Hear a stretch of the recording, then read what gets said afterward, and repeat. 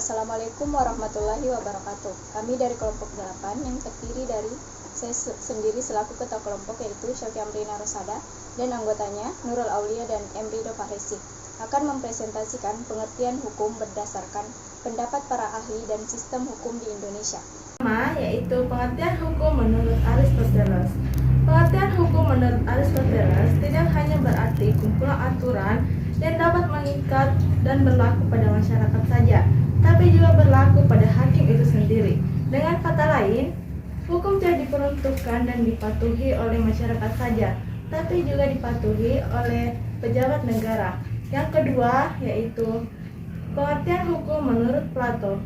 Pengertian hukum menurut Plato adalah seperangkat peraturan-peraturan yang tersusun secara baik serta teratur, yang sifatnya mengikat hakim dan masyarakat. Yang ketiga, yaitu pengertian hukum menurut E.M. Myers. Menurut E.M. Myers, pengertian hukum adalah aturan-aturan yang di dalamnya mengandung pertimbangan kesusilaan yang ditujukan kepada tingkah laku manusia dalam sebuah masyarakat, dan menjadi acuan atau pedoman bagi para penguasa negara dalam melakukan tugasnya. Pengertian hukum menurut Immanuel Kant adalah keseluruhan aturan yang dapat menjaga kehendak bebas dari orang lain. Dengan demikian, setiap orang harus menghargai hak dan kebebasan orang lainnya selama hal tersebut tidak merugikan.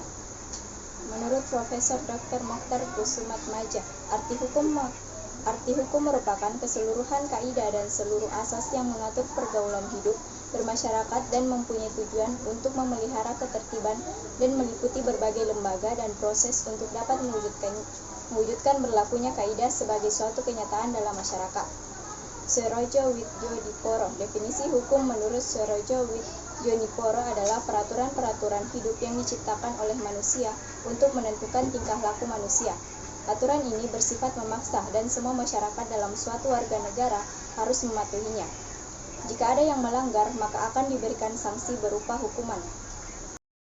MH Tirta Mijaja, hukum merupakan keseluruhan aturan atau norma yang harus diikuti dalam berbagai tindakan dan tingkah laku dalam pergaulan hidup. Bagi yang melanggar hukum akan dikenai sanksi, denda, kurungan, penjara, atau sanksi lainnya.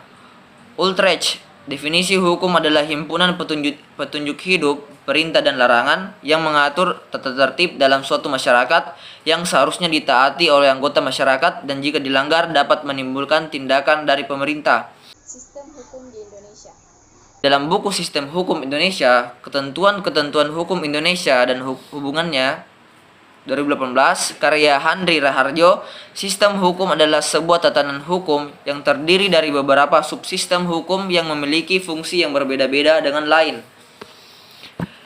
di mana untuk mencapai sebuah tujuan yang sama, yaitu terwujudkan keamanan, ketertiban, dan keadilan. Sistem hukum di Indonesia menganut sistem hukum Eropa kontinental atau civil law.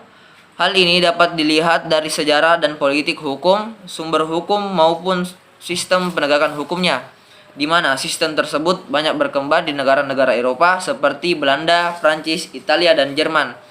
Kemudian di Amerika Latin dan Asia, salah satunya Indonesia pada masa penjajahan Belanda. Pada sistem hukum Eropa kontinental memiliki karakteristik sebagai berikut. 1. Berasal dari kodifikasi hukum yang berlaku di Kekaisaran Romawi pada masa pemerintahan Kaisar Justinianus. 2. Corpus Juris Civilis atau kumpulan berbagai kaidah hukum yang ada sebelum masa Justinianus dijadikan prinsip dasar dalam perumusan dan kodifikasi hukum di negara-negara Eropa. 3. Prinsip utamanya bahwa hukum itu memperoleh kekuatan mengikat karena berupa peraturan yang berbentuk undang-undang yang tersusun secara sistematis. 4. Tujuan hukum adalah kepastian hukum. 5. Ada gium yang terkenal, tidak ada hukum selain undang-undang. 6. Hukum tidak bebas dalam menciptakan hukum baru, karena hakim hanya menerapkan dan menafsirkan peraturan yang ada berdasarkan wewenang yang ada padanya. 7. Putusan hakim tidak mengikat umum, tetapi hanya mengikat para pihak yang berperkara saja. 8. Sumber hukum utamanya adalah undang-undang yang dibentuk oleh badan legislatif. 9. Pada mulanya hukum hanya digolongkan menjadi dua, yaitu hukum publik atau hukum tata negara dan hukum administrasi negara. atau hukum pidana dan hukum privat atau hukum perdata dan hukum dagang. Negara hukum menurut Eropa kontinental dipelopori oleh Immanuel Kant dengan paham laissez-faire laissez-aller. Artinya biarlah setiap anggota masyarakat menyelenggarakan sendiri kemakmurannya, jangan negara yang ikut campur. Ada elemen penting dalam konsep negara hukum menurut Eropa kontinental, yakni adanya perlindungan hak-hak asasi manusia, pembagian kekuasaan pemerintah berdasarkan undang-undang, dan adanya peradilan tata usaha negara. Negara hukum yang dianut Indonesia adalah negara yang senantiasa mempertimbangkan segala tindakan pada dua landasan, yakni dari segi kegunaan atau tujuannya dan dari segi landasan hukumnya.